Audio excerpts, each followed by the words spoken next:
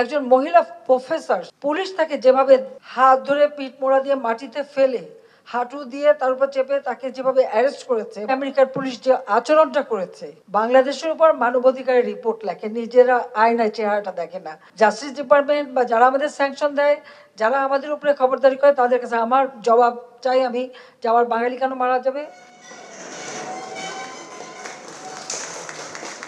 জাতীয় নির্বাচন পরবর্তী নিয়মিত বিরতির পর আবারও বসল ক্ষমতাসীন আওয়ামী লীগের কেন্দ্রীয় কার্যনির্বাহী সংসদের বৈঠক। মঙ্গলবার সন্ধ্যায় গণভবনে এতে সভাপতিত্ব করেন দলীয় প্রধান ও প্রধানমন্ত্রী শেখ হাসিনা। দলের সাংগঠনিক বিভিন্ন ইস্যু নিয়ে আলোচনা শুরুর আগেই উপস্থিত নেতাদের সামনে সূচনা বক্তব্য রাখেন আওয়ামী লীগ সভাপতি। দারিদ্র্যের হার শহরে বেড়ে গেছে, গ্রামে না। অথচ একসময় গ্রামের মানুষ একবেলা ভাত পেত না, খেতে পেত না। দেশীয় আন্তর্জাতিক সংকট পেরিয়ে দেশ এগিয়ে যাচ্ছে, অথচ ক্ষমতায় বসে লুটপাট করতে না পেরে বিএনপি সমালোচনায় মেতেছে বলে ক্ষোভ ছাড়েন প্রধানমন্ত্রী। 1, 2, 3 ঢাকায় জমি জিতে নিন 100% ক্যাশব্যাক সহ 20 কোটি টাকার পুরস্কার।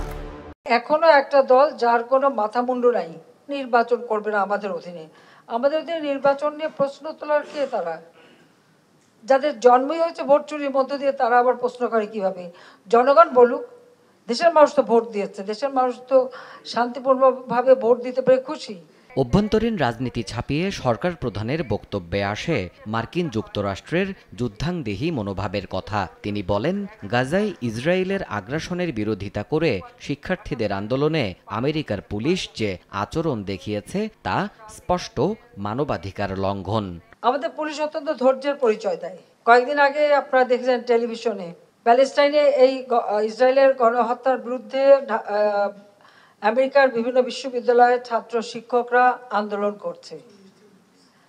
এখানে আন্দোলন করাকালীন সময় একজন মহিলা প্রফেসর, সে বলছে আমি প্রফেসর ইউনিভার্সিটির, পুলিশ তাকে যেভাবে দাবড় দিয়ে ধরে হাত ধরে পিঠ মোড়া দিয়ে মাটিতে ফেলে হাঁটু দিয়ে তার উপর চেপে তাকে যেভাবে অ্যারেস্ট করেছে, এবং সেখানে ছাত্র শিক্ষক, তাদের হাতে লাঠিও ছিল না, আগুনও ছিল না, তারা কিন্তু পুলিশের বিরুদ্ধে মারমুখীও ছিল না। তারপরেও আমেরিকার পুলিশ যে আচরণটা করেছে, ও দেশে যে মানবাধিকার কতটুকু আছে সেটাই তো প্রশ্ন। কথা বলার স্বাধীনতা কতটুকু আছে সেটা প্রশ্ন। অন্যায়ের প্রতিবাদ করার অধিকার কতটুকু আছে সেটাই আমাদের প্রশ্ন। বাংলাদেশের উপর মানবাধিকারের রিপোর্ট লেখে, নিজেরা আয়নায় চেহারাটা দেখে না। এটাই হচ্ছে বাস্তব কথা।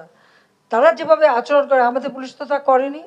ধৈর্যের পরিচয় দিতে যে উল্টো তারা মার খেয়েছে বিএনপির হাতে।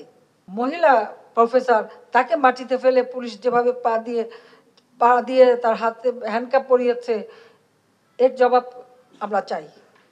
এটা তো সম্পূর্ণ মানবাধিকার লঙ্ঘন করা।